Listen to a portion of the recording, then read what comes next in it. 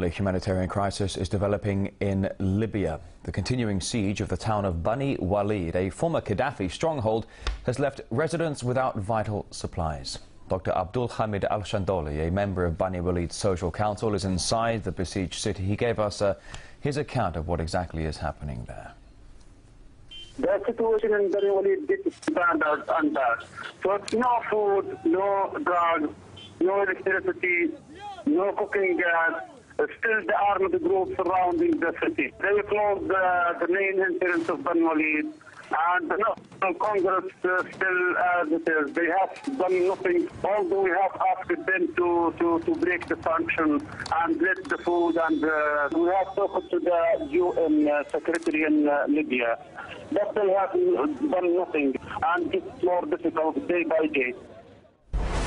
Right, let's discuss this further now with journalist James Corbett. Good to see you today. The siege of Bani Walid basically started because the government wants to arrest the suspected murderers of the man credited with capturing Gaddafi. And the town failed to hand them over, though. But do you think the siege perhaps is too heavy-handed of a response?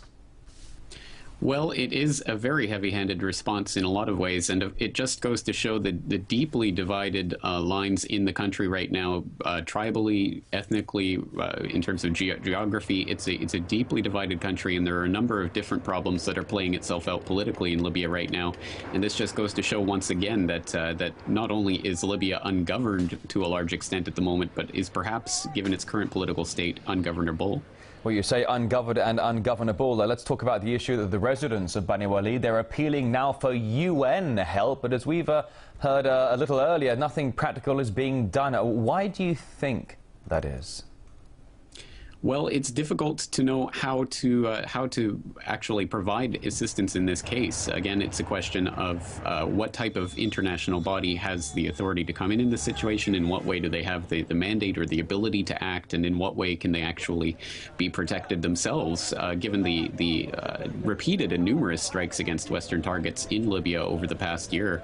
I think it just goes to show that really the country is descending into a type of chaos that is really the predictable result of this type of regime change through violence that we've seen time and again throughout the past decade, from Afghanistan to Iraq to Libya and potentially now towards Syria. A predictable state of chaos, as you say, but certainly there's a political crisis developing as well.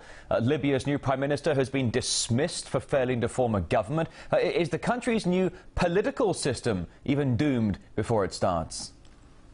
Well, I think so, and I think certainly in this particular instance, we have the Prime Minister, as you say, being voted out in a vote of no confidence because he was unable to form a cabinet, and basically this is due to both the pressures from the people themselves. There was a popular protest movement basically saying that that each individual city was complaining they were underrepresented in this proposed cabinet, and you have the political dealings with the major parties behind the scenes, including an offshoot of the Muslim Brotherhood, which is trying to work with the National Force Alliance to try to get into a greater position of power in the country. So there's a lot of power politics playing out, and this again goes to show how deeply divided the country is at this point, and there's no easy solution on the horizon for the people of Libya. Now, James, forgive me, I'm running low on time here, but moments ago you drew up the comparisons of Iraq, Afghanistan, now Libya. What kind of lessons can be learned in regard to the long-running crisis inside Syria?